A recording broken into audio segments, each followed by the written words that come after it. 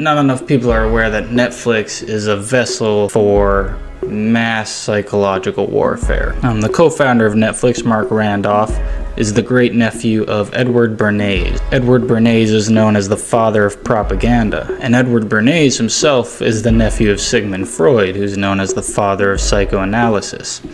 So Bernays took his understanding of Freudian psychology and applied it to mass communication and manipulation of the collective unconscious. He worked for both the CIA and the military in the realm of psychological operations. And in 1928, Bernays wrote a book titled Propaganda. 5 years prior, he wrote a book titled Crystallizing Public Opinion. The cherry on top, though, is Bernays' involvement with the Vatican. Cardinal Francis Spellman, the Archbishop of New York, sent Bernays to the Vatican to learn and study the Jesuits' methods of mental programming. This visit took place in 1957. The same year, the papal bull Miranda Porcis was issued, which publicly commands all Roman Catholics to seize as much control of media as possible, whether that be through television, movies, or news outlets. For a little more context on Jesuit involvement in programming through entertainment, the Hollywood Production Code was written by Jesuit priest Daniel Lord S.J., and the Jesuits have been producing theatrical work since the time of their inception, and even helped write the works of Shakespeare through Sir Toby Matthew, who was a close friend of Francis Bacon and the Rosicrucians. So we know these guys have an affinity for programming through media. Ignoring the connection between their founder and the father of propaganda, Edward Bernays, let's examine Netflix a little further. The wife of Mark Randolph and the former CEO of Netflix was Jesuit trained at 2 different private Jesuit institutions. Other Netflix executives are also Jesuit indoctrinated, while others like Suzanne Rice and Logan Jackson are Rhodes Scholars.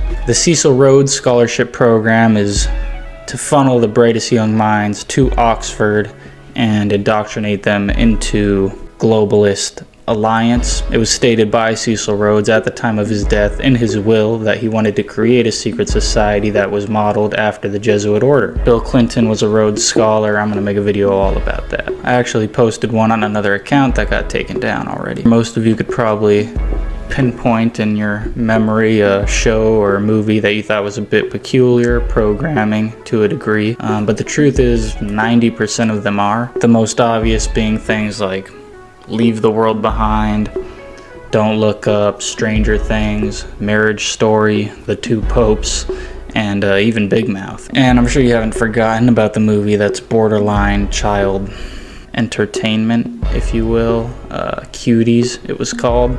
That's my favorite one to go back and, rewatch, research for educational purposes. But yeah, Netflix, to no surprise for most of you, I'm sure, is a vessel of mass psychological manipulation, which is no different from the videos I'm making. Who can you trust these days?